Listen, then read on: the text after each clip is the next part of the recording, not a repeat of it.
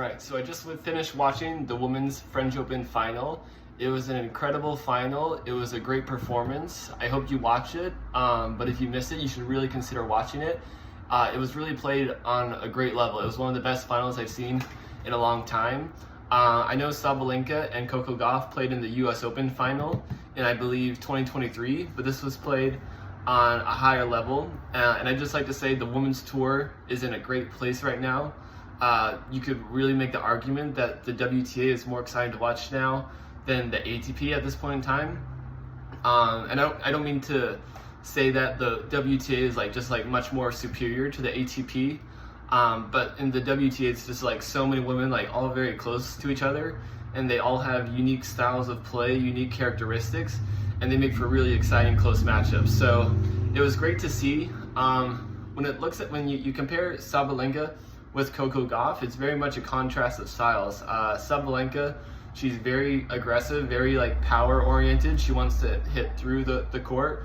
Coco Gauff doesn't strike the ball nearly as clean as Sabalenka or a lot of players on the WTA, but she's a very good mover. She's a very good fighter, and she's very adaptable within the point. Once the point gets going, she's very willing to mix up pace, run side to side, use slices, lobs, whatever it takes to keep the ball in the court and play. And what you can see is that Sabalenka was really struggling when those balls got out of her strike zone. If the ball was just going back and forth, bang to bang, she was very comfortable striking the ball. But when we go high, slice, low pace, deep, very in depth, Sabalenka really struggles to deal with that. And I think that's why it's difficult for her to play on the clay surface. The hard court is a little bit more predictable, a little bit faster for her, plays a little bit more into her game. Clay courts, there's a little bit more variety of bounces. The slice stays low, the topspin bounces very high, and she just has a much more difficult time moving out wide to the corners where people can play with more angles, and then forward and backward to get in position for the shots. And she felt like she had to rush the points because she couldn't move as well as Coco Gauff. You could see when she was doing well in the points, she was very comfortable staying in the rallies.